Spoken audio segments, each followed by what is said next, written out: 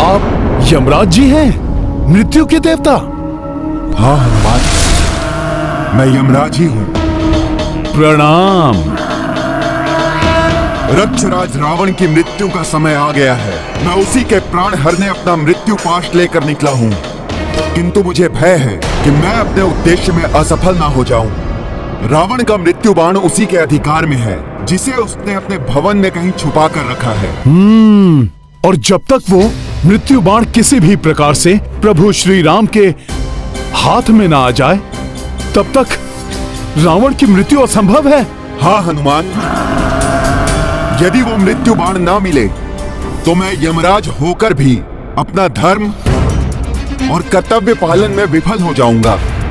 किंतु हनुमान, तुम तो बल, बुद्धि एवं युक्ति में अतुलित हो, संकट मोचन हो संसार के। मेरे भी संकट हर लो हनुमान।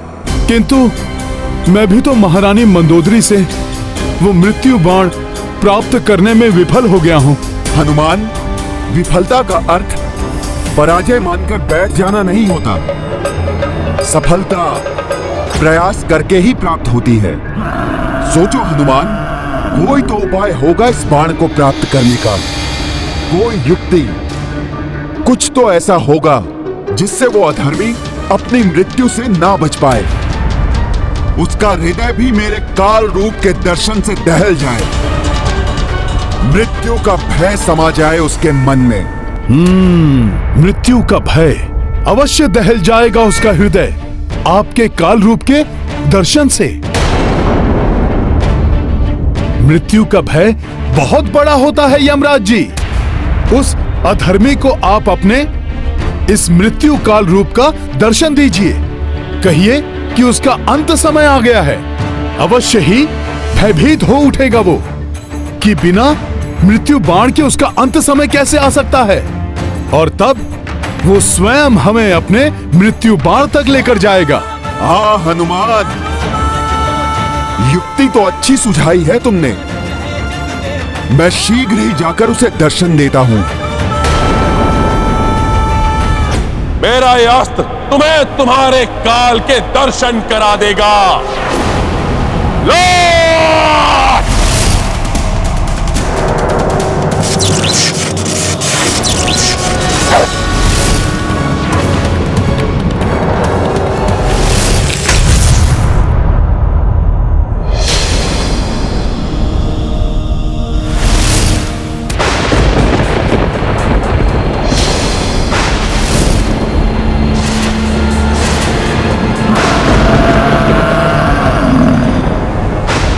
अकस्मात ही क्या होने लगा।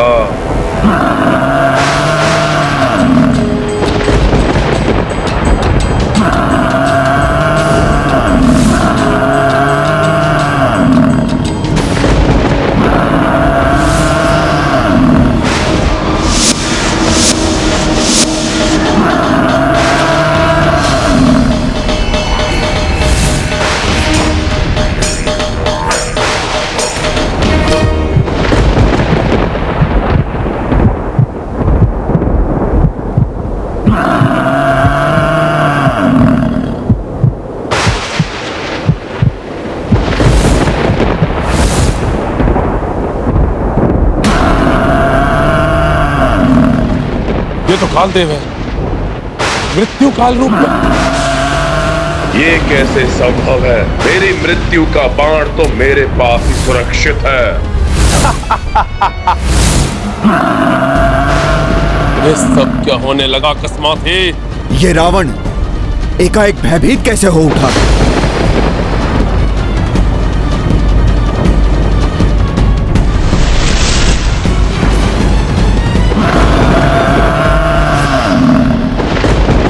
यमराज, तुम मुझे स्पर्श भी नहीं कर सकते, क्योंकि मेरी मृत्यु का बाण मेरे पास ही सुरक्षित है।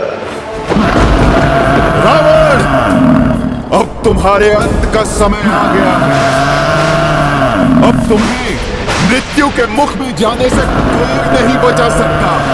नहीं, असंभव है ये कैसे हो सकता?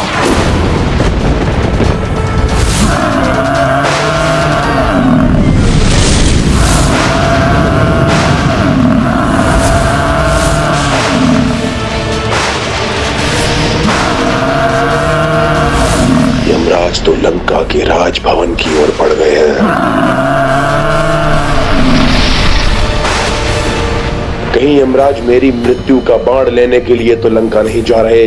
मैं कदापि ऐसा नहीं होने दूंगा। मुझे शीघ्र जाकर देखना चाहिए। अब तुम्हें मृत्यु के मुख में जाने से कोई नहीं बचा सकता।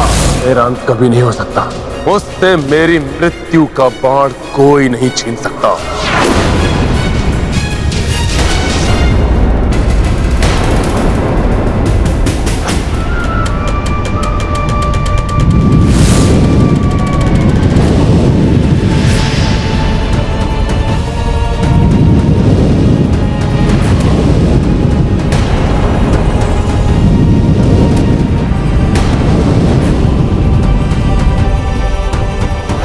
भले ही रावण बारंबार जीवित होता रहे, किंतु मेरे प्रहार नहीं रुकेंगे।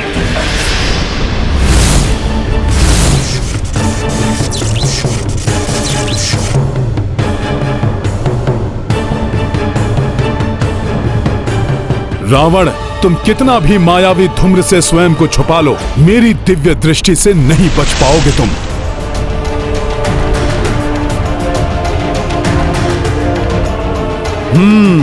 तो इस धूम्र के पीछे छुपकर ये राक्षस अपनी माया से दो रूप बना रहा है, जिससे कि एक रूप यहां युद्ध करता रहे और दूसरा रूप मृत्यु बाण तक जा सके। तो मेरी युक्ति में तुम फंस ही गए रावण। तुम स्वयं मुझे उस मृत्यु के बाण तक लेकर जाओगे। रावण के इन दोनों रूपों में भेद करना कठिन है कि कौन वास्तविक रावण है एवं कौन मायावी रावण।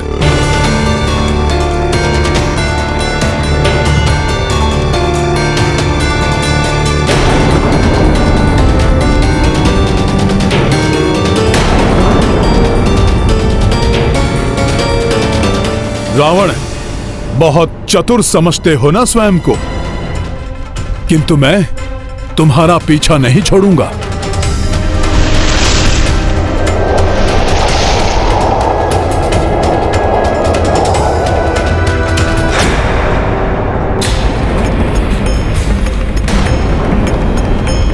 कुछ समझ में नहीं आ रहा है कि ये हो क्या रहा है।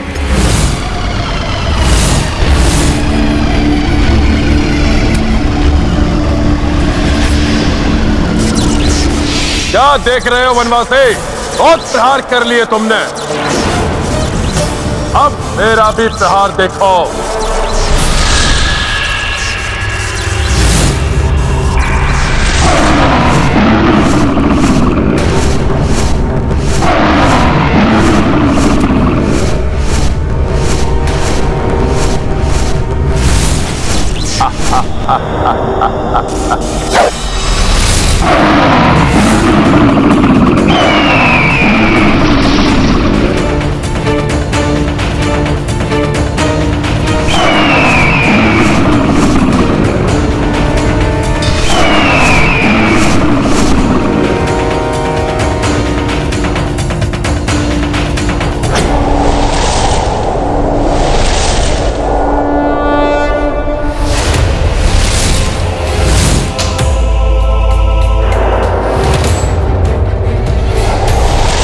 रावण, तुम जहां भी जाओगे तुम्हारे पीछे आऊंगा मैं।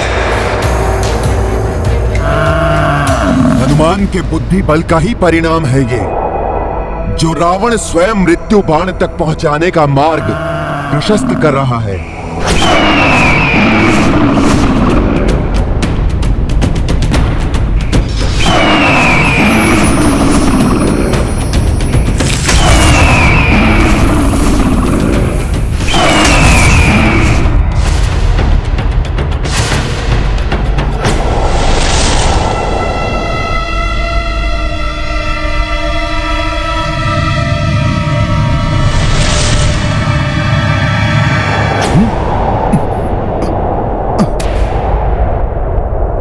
ये क्या? रावण अकस्मात ही कहां लुप्त हो गया? अब मृत्यु बाण के इतने निकट आकर भी कहीं सारा किया हुआ व्यर्थ ना हो जाए। नहीं, ऐसा नहीं हो सकता। रावण को मुझे शीघ्र ही ढूंढना होगा।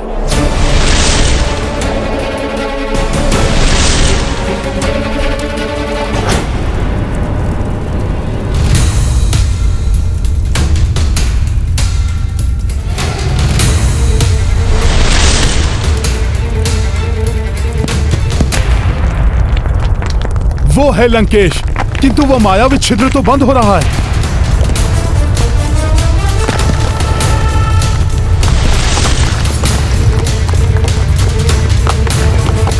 उस छिद्र के बंद होने के पूर्व ही मुझे उसके पार जाना होगा।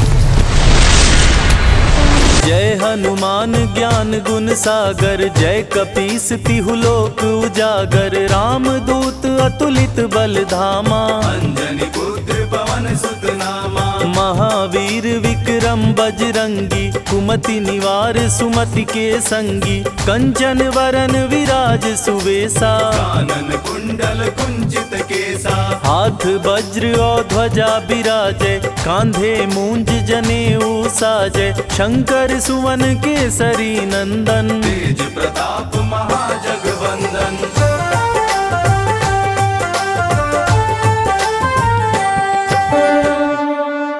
रावण, तुम हनुमान को अपने मृत्यु बाण तक ले ही आए।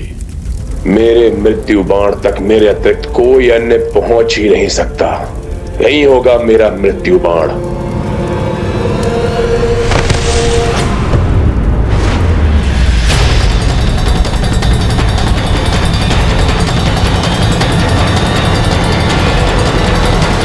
कोई नहीं है,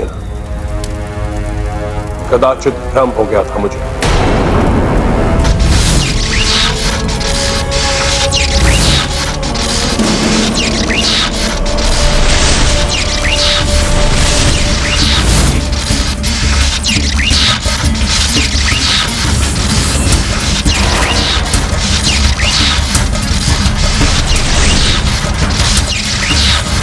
ओम ओम जूम सहा, ओम ओम जूम जूम।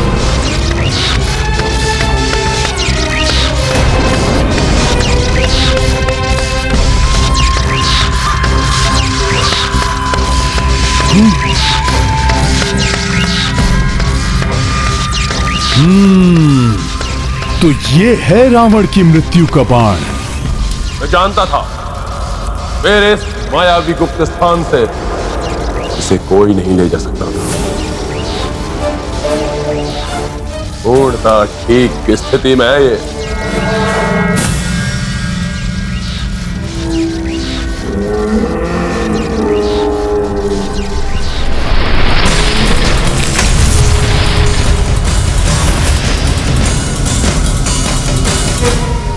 अब जाकर उस वनवासी को समाप्त करता हूं। बहुत अस्त्र चला लिया उसने।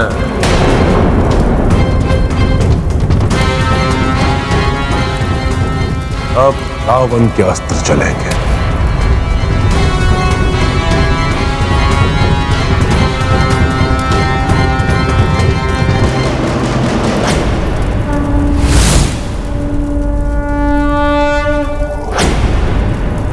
रावण, अब सुरक्षित नहीं रहेगा तुम्हारा ये मृत्यु बाण, और ना ही तुम सुरक्षित रह पाओगे। जय श्री राम।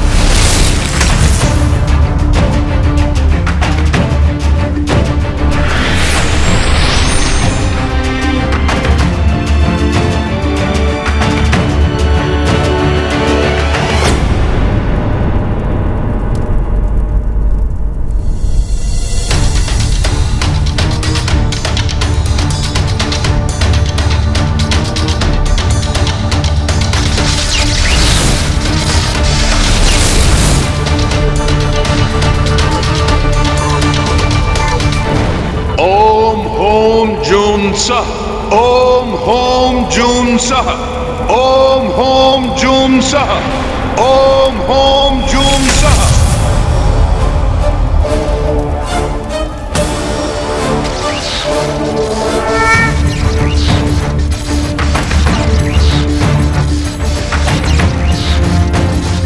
अब इसे लेकर मैं शीघ्र ही मेरे प्रभु के पास जाऊंगा, और तब प्रभु अविलंब वध कर देंगे इस राक्षस राज रावण का, और इसके साथ ही अंत हो जाएगा इस पाप के साम्राज्य का।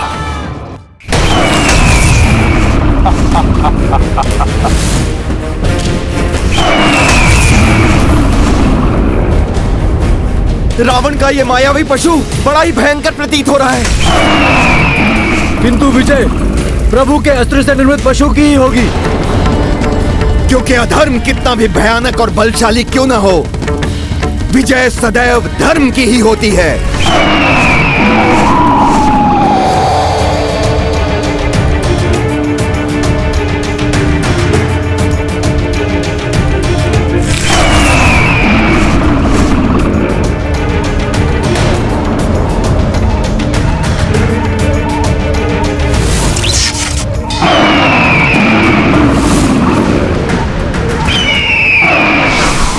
धर्म के मेघ छट गए।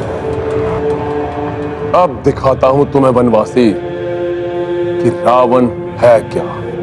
मुझे शीघ्र ही अपना कार्य संपन्न करके यहाँ से निकलना होगा।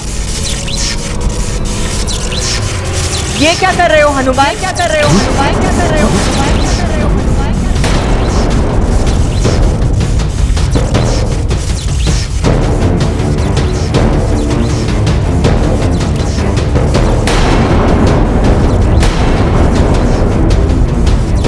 तो अब तुम छल का भी आश्रय लेने लगे हनुमान। धर्म की दुहाई देने वाला हनुमान अब चोर कंध पे उतर आया है। क्या ये अधर्म नहीं है? अधर्म नहीं है।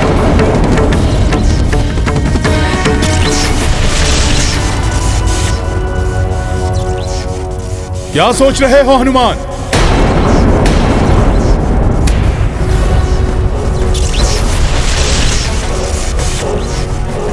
जो तुम कर रहे हो वो उचित है क्या?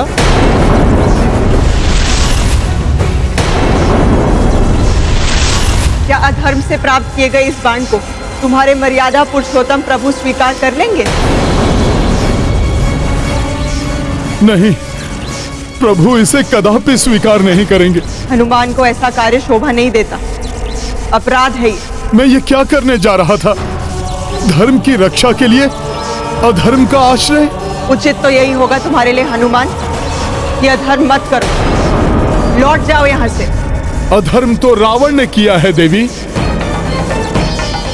इस मृत्यु बाण को यमराज से छीनकर मैं तो न्याय कर रहा हूं। विधाता ने जो भाग्य में लिखा है उसे कोई भी परिवर्तित नहीं कर सकता। मैं भले ही चौर कर्म कर रहा हूं, किंतु ये धर्म की रक्षा के लिए है। मैं अपने किसी निजी स्वार्थ के लिए ये सब नहीं कर रहा हूं। अतः ये कदापि अधर्म नहीं है। तुम्हारे प्रयास व्यर्थ हो जाएंगे हनुमान। अधर्म का कलंक भी लग जाएगा तुम्हारे मस्तक पर। हनुमान तो असमंजस में फंस गए। इस दुविधा से निकलना होगा हनुमान को। यदि हनुमान रावण का मृत्यु बाण लेकर नहीं गए तो इस युद्ध का अंत कैसे हो पाएगा? प्रभु श्री राम के प्रयास विफल होते जाएंगे। नहीं, प्रभु श्री राम कदापि अधर्म का साथ नहीं देंगे। मुझे ये मृत्यु बाण यहीं छोड़ना होगा।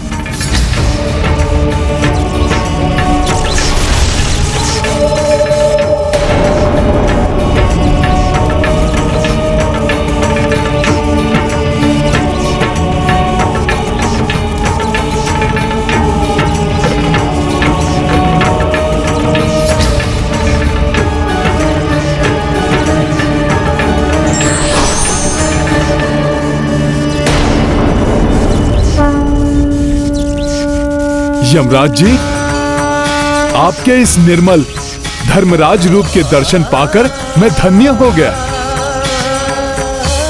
मेरा प्रणाम स्वीकार करें।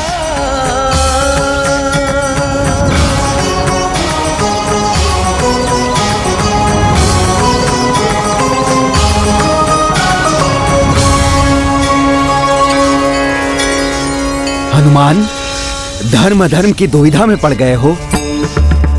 हाँ धर्मराज जी। ये अधर्म नहीं है हनुमान, अपितु तुम तो इस बाण को उसके उचित स्थान पर पहुंचाकर धर्म संगत कार्य कर रहे हो। किंतु है तो ये चौर कर्म ही ना। इसे मेरे प्रभु कदापि स्वीकार नहीं करेंगे। हनुमान, धर्म की रक्षा के लिए आवश्यक है इसीलिए तुम्हें इस बाण को प्रभु के संज्ञान में आए बिना ही उनके तुनीर में रखना होगा। इस प्रकार जैसे ही रावण के जीवन की अंतिम घड़ी आएगी, उसका मृत्यु बाण प्रभु के हाथ में आ जाएगा। किंतु ये तो पूर्णतया धर्म के विरुद्ध होगा। प्रभु के साथ छल होगा ये। नहीं हनुमान, कोई छल नहीं, कोई धर्म के विरुद्ध कृत्य नहीं होगा ये। मैं धर्मराज तुम्हें अधर्म का कार्य करने को कैसे कह सकता हूं भला? हनुमान, अधर्म तो तब होगा जब रावण का मृत्यु काल आने पर भी प्रभु श्री राम के हाथों से मृत्यु प्राप्त नहीं हो पाएगी। किंतु धर्मराज जी, कभी कभी बड़े उद्देश्य को पूर्ण करने के लिए छोटी छोटी भूलों की अपेक्षा करनी पड़ती है। यमराज जी का कथन सत्य है, किंतु मेरे प्रभु श्री राम के लिए तो ये सर्वथा अनुचित और अधर्म ही है। क्या उनके बिना संज्ञान के ये कार्य करना अनुचित नहीं होगा? धर्मराज जी, बिना प्रभु के संज्ञान में यदि मैंने उनकी तुनीर में मृत्यु बाण रखा तो ये अधर्म और अनुचित होगा। हनुमान, अधर्म तो तब होगा जब रावण का मृत्यु काल आने पर भी प्रभु श्री राम के हाथों से मृत्यु प्राप्त नहीं हो पाएगी। किंतु धर्मराज जी, कभी कभी बड़े उद्देश्य को पूर्ण करने के लिए छोटी छोटी भूलों की अपेक्षा करनी पड़ती है। मैं तुम्हें ऐसी ही एक कथा सुनाता हूं जिससे तुम धर्म और अधर्म की दुविधा से बाहर निकल सकोगे। एक समय उतथ्य नाम का एक युवक था।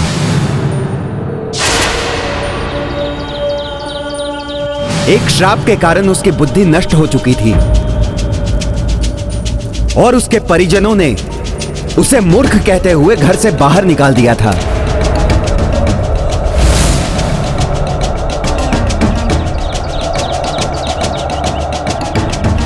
भले ही उतथ्य बुद्धिहीन है, किंतु उसमें एक बहुत ही अच्छा गुण है। हनुमान, वो कभी झूठ नहीं बोलता था। एक समय महादेव, शिव और नंदी ने उतथ्य के सत्यवाचन की परीक्षा लेने का निर्णय किया।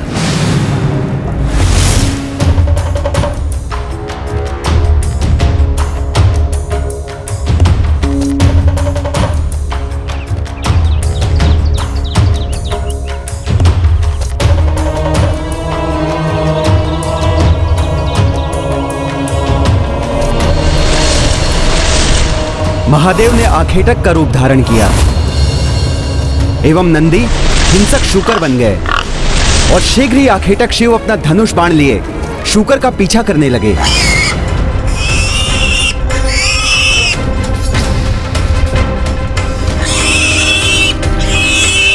हिंसक शूकर भागते भागते उतथ्य की ओर आने लगा। भय के मारे उतथ्य के मुख से अकस्मात ही देवी आदिशक्ति का प्रथम बीज मंत्र प्रस्फुटित हुआ।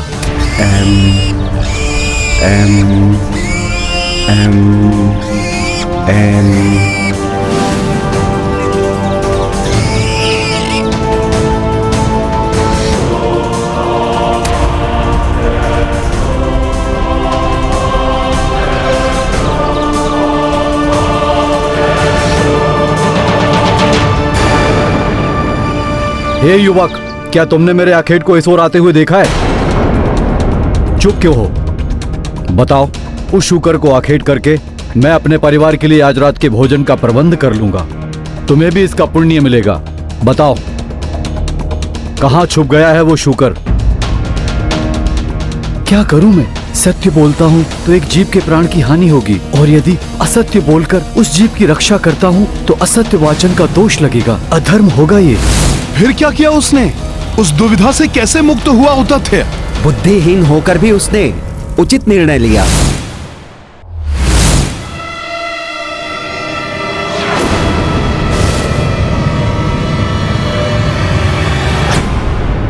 शूकर उस ओर गया है।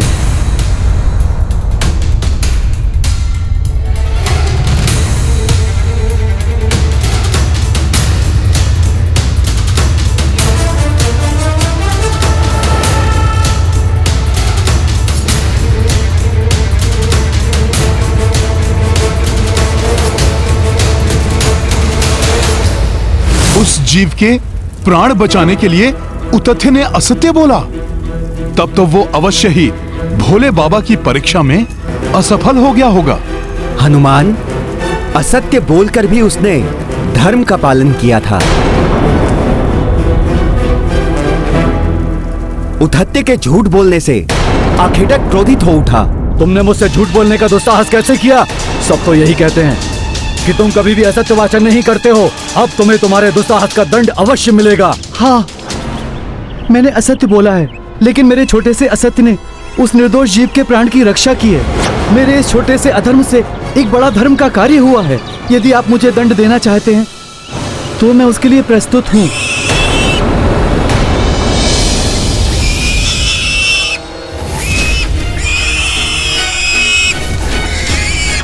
ये क्या? ये शूकर यहाँ वापस क्यों आ गया?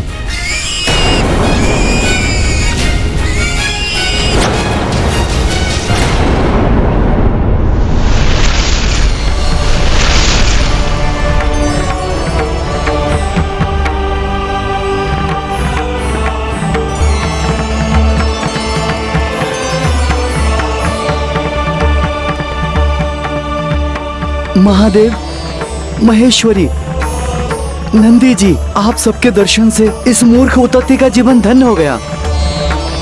आप सबके चरणों में मेरा प्रणाम। उठो तथ्य, भले ही तुमने मिथ्या वचन कहे, किंतु कोई अधर्म नहीं हुआ है तुमसे। मेरी परीक्षा में सफल रहे तुम। मुझे दुविधा से उबारकर आपने मुझ पर बहुत बड़ा उपकार किया है प्रभु। तुम्हारा ये कृत्य संसार के समक्ष उदाहरण बनेगा कि असत्य संभाषण से यदि सबका कल्याण होता है तो वो असत्य धर्म नहीं होगा, और जिस सत्य से किसी निर्दोष का बुरा होता है वो सत्य होकर भी अधर्म कहा जाएगा। तुमने अपने असत्य से एक जीव की रक्षा करके यह सिद्ध कर दिया है उद्धत्य कि बड़े उद्देश्य, बड़े कार्यों के लिए यदि छोटे नियम तोड़ना भी पड़े तो वो अधर्म नहीं कहलाते। मैं मूर्ख क्या जानूं माता कि क्या धर्म क्या अधर्म। मुझे जो उचित लगा मैंने वही किया। ये मूर्खता नहीं, बुद्धिमानी कहलाती है उद्धत्य। और यही नहीं, तुम्हारे मुख से अनायास ही मेरे प्रथम बीज मंत्र एम का प्रस्फुटन भी हुआ है। अतः मैं तुम्हें आशीर्वाद देती हूँ कि आज से तुम मूर्ख उतत्य नहीं, महामुनि उतत्य के नाम से जाने जाओगे। मैं कृत हूँ माता। आप सबको कोटि कोटि नमन। तुम्हारा कल्याण हो उतत्य। परिस्थितियों के अनुसार ही ये निश्चित होता है कि कौन सा कार्य धर्म संगत है और कौन सा अधर्म है। अर्थात इस धरती से अधर्म एवं पाप का बोझ उतारने के लिए अधर्मी रावण का अंत होना आवश्यक है, और इसके लिए यहां से मृत्यु बाण को इस प्रकार ले जाना अधर्म नहीं है। तुम्हारा कार्य पूर्णतः धर्म संगत है हनुमान, किंतु अभी भी एक दुविधा उत्पन्न हो सकती है। अब कैसी दुविधा धर्मराज जी? वो दुविधा ये है हनुमान कि प्रभु इस बाण को चलाएंगे कहां? हनुमान, रावण को ब्रह्मदेव से आशीर्वाद स्वरूप अमृत की प्राप्ति हुई है, जिसे उसने अपने नाभि स्थल में धारण किया है। उसने नाभि स्थल को इसलिए चुना क्योंकि नाभि स्थल पर वार करना युद्ध के नियमों के विपरीत है। अतः मुझे संदेह है कि प्रभु युद्ध के नियमों के विरुद्ध ये कार्य कदापि नहीं करेंगे।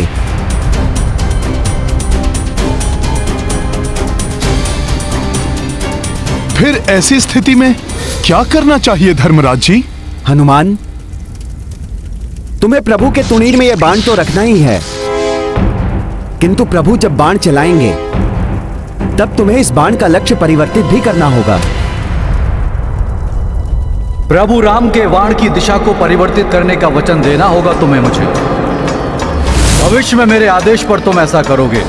मैं अंजने हनुमान आपको वचन देता हूँ कि आपकी आज्ञा के अनुसार उचित समय आने पर मैं प्रभु राम के बाण की दिशा को परिवर्तित करूंगा।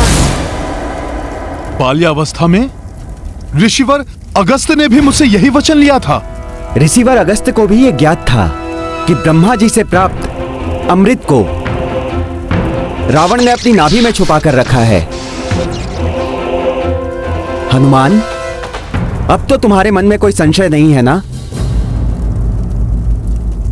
जब धर्मराज ने मुझे स्वयं इस संशय से निकाल लिया, ऋषिवर अगस्त ने भी मुझसे वचन लिया, तब कैसे मैं इतने महत्वपूर्ण कार्य को करने से पीछे हट सकता हूं?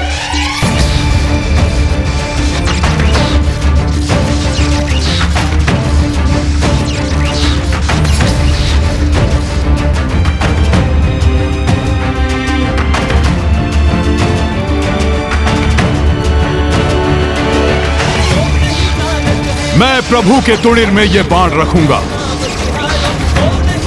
समय आने पर इसका लक्ष्य परिवर्तन भी करूंगा। अब अधर्म का नाश होगा और धर्म की विजय होगी, विजय होगी, विजय होगी, विजय होगी।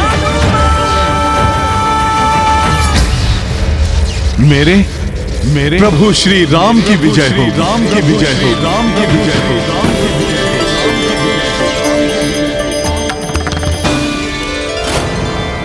प्रणाम धर्मराज जी। सफल मनोरथ भव। श्री गुरु चरण सरोज रज निज मन मुकुर सुधारि। बरनउँ रघुबर विमल जसु जो दायक फल चारि। बुद्धिहीन तनु जानिके सुमिरो पवन कुमार। बल बुद्धि विद्या देहु मोहि हरहु कलेश विकार। जय हनुमान ज्ञान गुण सागर जय कपीस तिहु लोक उजागर। रामदूत अतुलित बल धामा अंजनी पुत्र।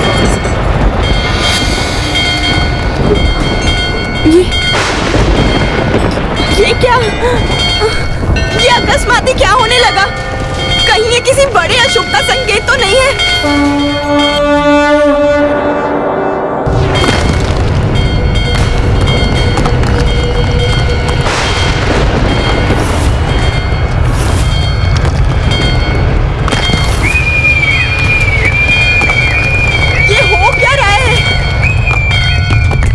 शकुन अकस्मात ही दिखाई देने लगे। कहीं कोई बड़ा अनर्थ तो नहीं? नहीं नहीं।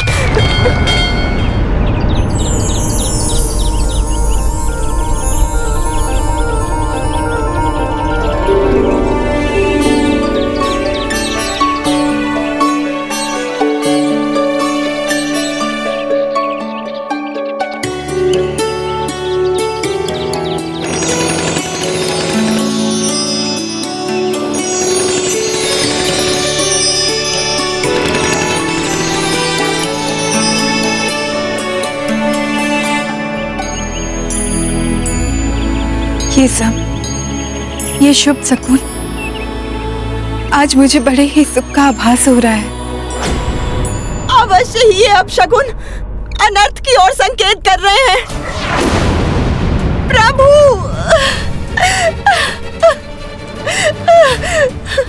प्रभु रक्षा करना मेरे स्वामी की। ये शुभ शकुन संकेत दे रहे हैं कि शीघ्र ही स्वामी अंत कर देंगे अधर्म का एवं अधर्मी रावण का। प्रभु, ये सत्य है कि मेरे स्वामी ने सदैव अधर्म का ही अनुकरण किया है, किंतु मैंने सदैव श्रेष्ठ धर्म का पालन किया है। मैं अपने धर्म की दुहाई देती हूँ प्रभु, मेरे स्वामी की रक्षा करना, मेरे सौभाग्य सिंदूर को मत उजड़ने दीजिए प्रभु। मंदोदरी, अपने सुहाग की रक्षा करना चाहती हो तो सौभाग्य की समस्त सामग्री एकत्रित करो एवं उसे किसी ऐसी सौभाग्यवती पतिव्रता स्त्री को अर्पित करो जो तुमसे या हमारे परिवार से संबंधित ना हो। कहते हैं कि यदि ऐसी पतिव्रता स्त्री सौभाग्य सामग्री को स्वीकार करके सदा सौभाग्यवती रहने का आशीष दे दे तो भाग्य का लेखा भी परिवर्तित हो जाता है। अब यही एक अंतिम उपाय शेष है, अन्यथा रावण के पापों का प्रायश्चित अब मात्र उसकी मृत्यु ही है। उनकी रक्षा के लिए मैं कुछ भी करूंगी, किंतु लंका की समस्त स्त्रियां तो विधवा हो चुकी हैं। सौभाग्यवती और हमारे परिवार की ना हो ऐसी कोई स्त्री तो शेष बची ही नहीं है लंका में। है, अभी भी एक स्त्री शेष है लंका में। कदाचित मेरे सौभाग्य से ही वो शेष बची होगी। कौन है वो? कहाँ है वो? अशोक वाटिका में,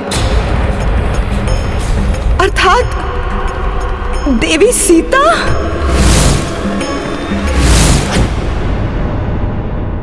सौभाग्यवती एवं पतिव्रता होने के कारण सीता सौभाग्य सामग्री को ठुकरा भी नहीं सकती।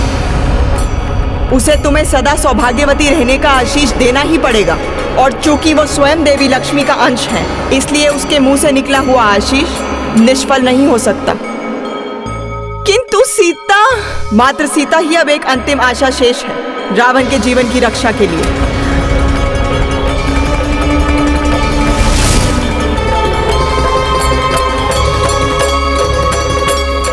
अब इस राक्षस के जीवन की कोई आशा शेष नहीं है।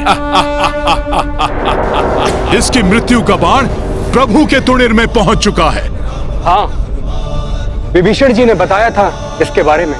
भ्राता लंकेश की मृत्यु का बाण स्वयं उनके पास ही है, जिसको प्राप्त किए बिना उनका वध असंभव है।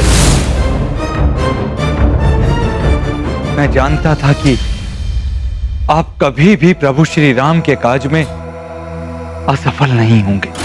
कुछ भी करके आप मृत्यु बाण को लाने में सफल अवश्य हो जाएंगे। अब मुझे पूर्ण विश्वास हो गया है कि आज सूर्यास्त से पूर्व ही भैया राम इस मृत्यु बाण का प्रयोग अवश्य करेंगे। हाँ लक्ष्मण भैया, आज के सूर्यास्त के साथ ही पाप का साम्राज्य भी अस्त होने वाला है। नारायण नारायण। अब प्रभु के हर एक वार के साथ ही अधर्मी रावण अपने अंत के निकट पहुंचता जाएगा।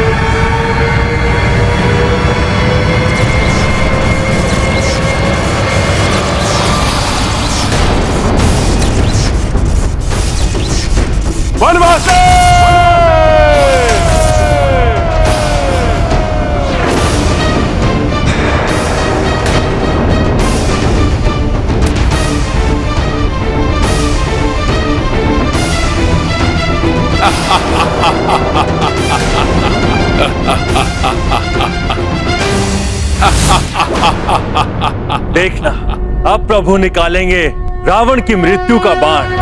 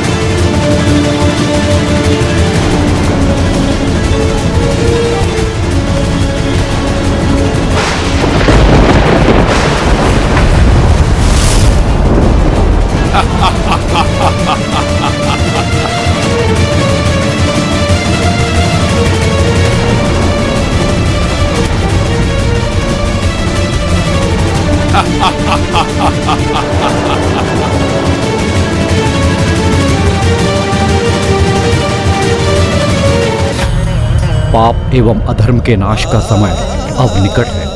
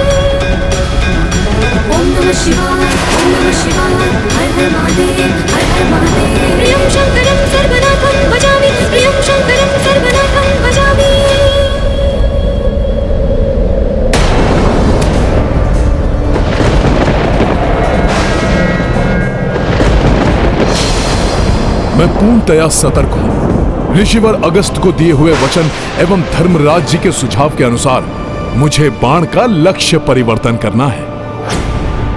स्वामी का अनिष्ट नहीं होने दूंगी। देवी सीता को ये सौभाग्य सामग्री सौंपकर उनसे सौभाग्यवती होने का आशीष लेकर ही रहूंगी मैं। कितने भी कष्ट सहूंगी मैं, परंतु अपने स्वामी के जीवन पर आंच नहीं आने दूंगी। देवी मंदोदरी, उनके यहाँ आने का क्या प्रयोजन हो सकता है? नारायण नारायण। यदि प्रभु के मृत्यु बाण से प्रहार करने के पूर्व ही मंदोदरी ने देवी सीता को सौभाग्य सामग्री सौंपकर उनसे सौभाग्यवती भव का आशीष प्राप्त कर लिया तो मृत्यु बाण भी प्रभावहीन हो जाएगा। रावण की मृत्यु पुनः टल जाएगी।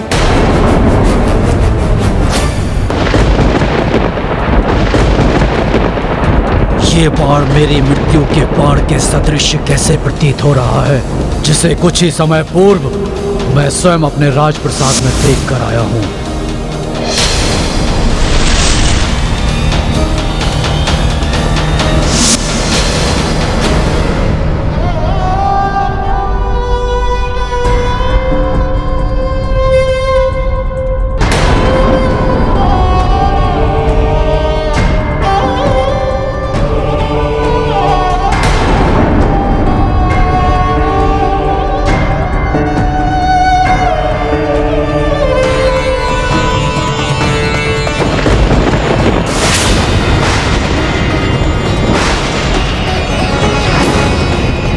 असंभव है ये, जिसे मैंने स्वयं अपने हाथों से अभी सुरक्षित किया था, वो मेरी मृत्यु का बाण इस वनवासी के हाथों में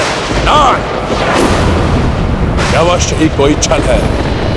मुझे भ्रमित कर भयभीत करना चाहता है ये वनवासी।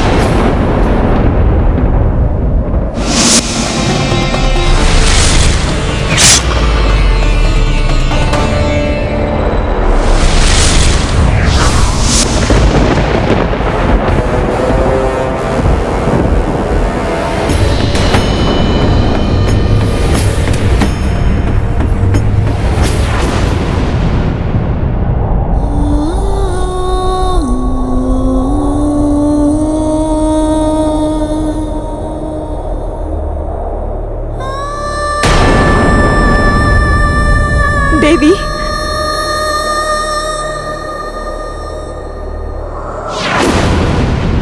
अनेक कष्ट उठाकर भी आपने पूर्ण निष्ठा से अपने पतिव्रत धर्म का पालन किया। मेरे हृदय में आपके लिए अपार श्रद्धा है। मेरा विश्वास कीजिए देवी, मैंने सदैव स्वामी के प्रत्येक अधर्म का विरोध किया है।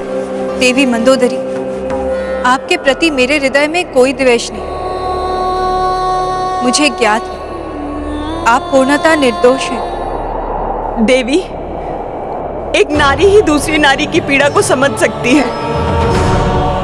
आज मैं एक अभागन पतिव्रता अपनी व्यथा दूर करने के लिए आपसे एक याचना करने आई हूँ। सच्चे हृदय से आपको कुछ देने और आपसे कुछ लेने आई हूँ। बस आप ये मत कहिएगा कि मेरी याचना स्वीकार करना आपके लिए असंभव है। रावण हूं मैं, किसी भी छल और किसी भी चाल में नहीं फंसूंगा।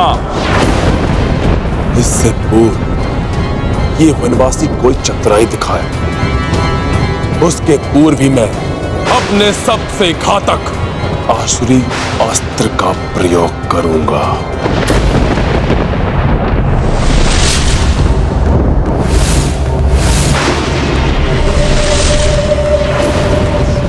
तुम्हारे बाण मुझे कोई क्षति नहीं पहुंचा सकते वनवासी, और ये तुम्हारा मिथ्या बाण मेरा कुछ भी नहीं बिगाड़ सकता। इसकी मृत्यु इसके समक्ष खड़ी है, परंतु अहंकार से ढके इसके नेत्र इसे देख नहीं पा रहे।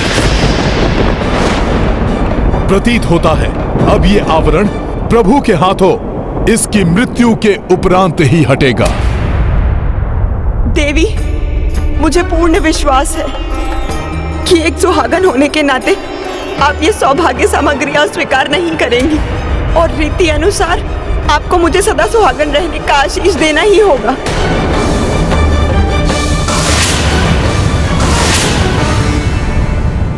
ये कैसी दुविधा में डाल दिया देवी मंदोदरी ने मुझे। मैं एक पतिव्रता सुहागन सौभाग्य सामग्री स्वीकार करने से मना नहीं कर सकती, परंतु धर्म और अधर्म के युद्ध में मेरे स्वामी मंदोदरी के पति से ही युद्धरत हैं। इसलिए उनकी इच्छा पूर्ण भी नहीं कर सकती मैं।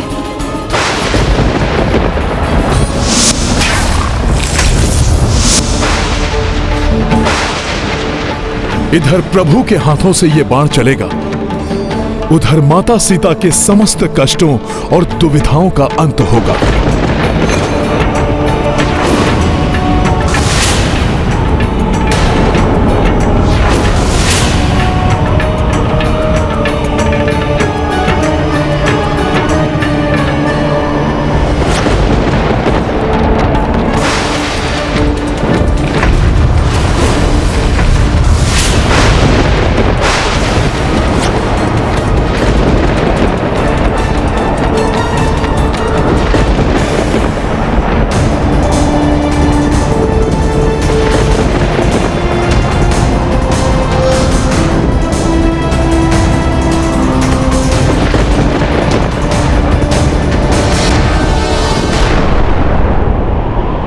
अपने दुष्कृत्यों से धर्म का नाश करने वाले रावण अब तुम्हारे सर्वनाश का समय आग आग आग।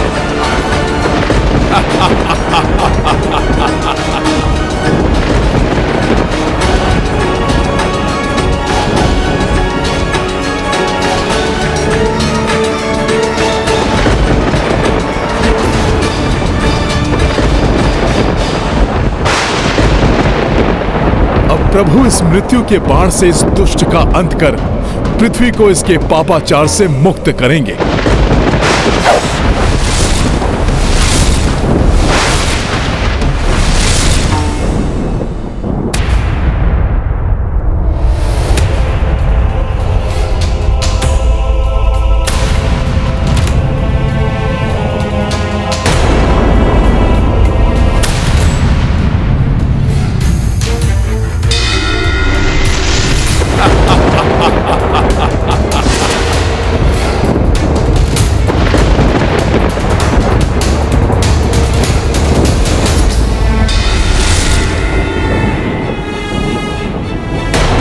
हो गया, मेरे सुहाग की प्रतीक मेरी सिंदूरदानी गिर गई।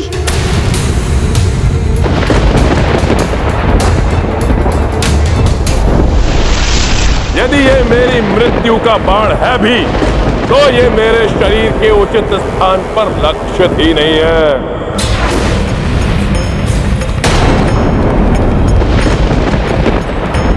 प्रभु राम के बाण की दिशा को परिवर्तित करने का वचन देना होगा तुम्हें मुझे।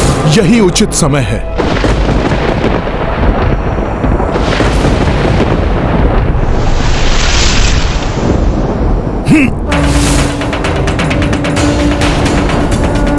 नहीं बिखरने दूंगी सिंदूरदानी में संचित सिंदूर को, नहीं मिटने दूंगी अपने सुहाग की निशानी को मैं।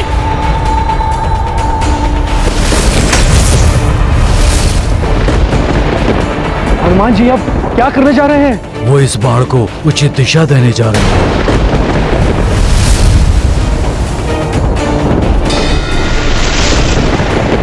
यदि हनुमान ने इस बाण को स्पर्श किया तो वो रावण वध में सौभाग्य बन जाएगी, जिससे प्रभु के एकाकी लड़ने का वचन खंडित हो जाएगा।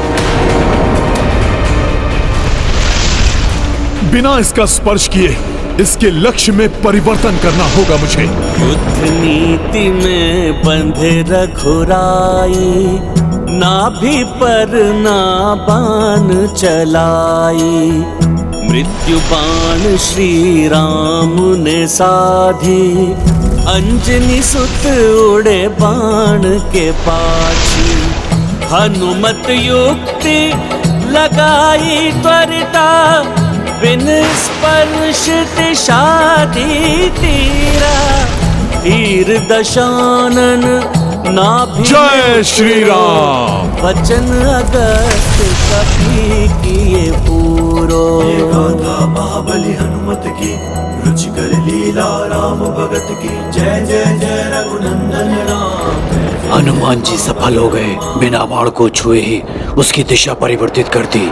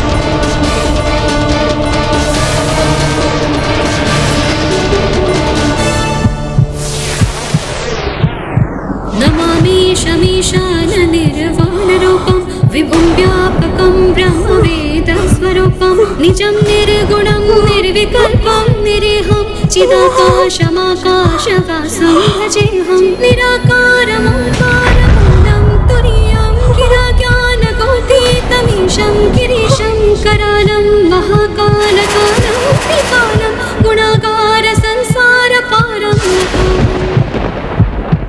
नहीं, ये नहीं हो सकता। मेरी नाभि स्थल में स्थित अमृत,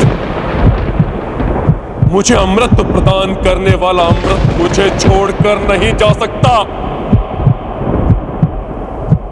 नहीं जा सकता।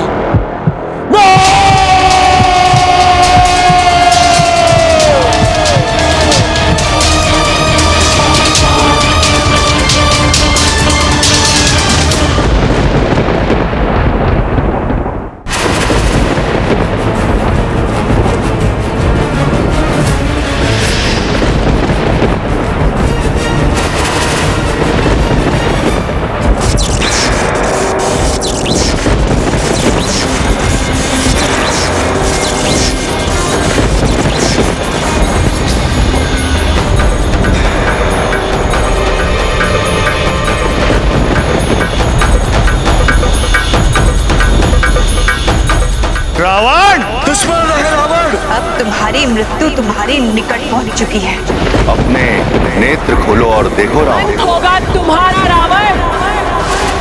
जो कुछ तुमने आज मुझसे छीना है, एक दिन वो सब कुछ तुमसे भी छीन जाएगा और उस दिन समूचे राक्षस कुल के साथ तुम्हारा सर्वनाश होगा रावण, सर्वनाश होगा। यदि युद्ध हुआ तो इसकी परिणति अति भयंकर होगी। ना तुम बचोगे और ना ही तुम्हारा कोई अपना। तुम्हारे इस दुष्कृत्य का प्रतिशोध मैं अवश्य लूंगी। पुनर्जन्म लेकर तुम्हारे ही विनाश का कारण बनूंगी। ये सीता उन्हीं वेदवती के प्रतिशोध की अग्नि है जो तुम्हें जलाकर भस्म करने आई, भस्म करने आई। तुम्हारी मृत्यु तुम्हारी निकट पहुंच चुकी है, मेरे स्वामी और सेवक हनुमान के रूप में। अब अंत होगा तुम्हारे पाप के साम्राज्य का, अंत होगा अधर्म का, अंत होगा तुम्हारा रावण। रावण, तुम्हारे मृत्यु का भी जब समय आएगा, तुम्हारा यह मृत्यु बाण स्वतः उसके पास पहुंच जाएगा जिसके हाथों तुम्हारी मृत्यु होगी। तुम्हारे मृत्यु का भी जब समय आएगा, तुम्हारा यह मृत्यु बाण दुष्कृत्य का प्रतिशोध उसके पास पहुंच जाएगा जिसके हाथों तुम्हारी मृत्यु होगी। तुम्हारे ही विनाश का कारण बनूंगी।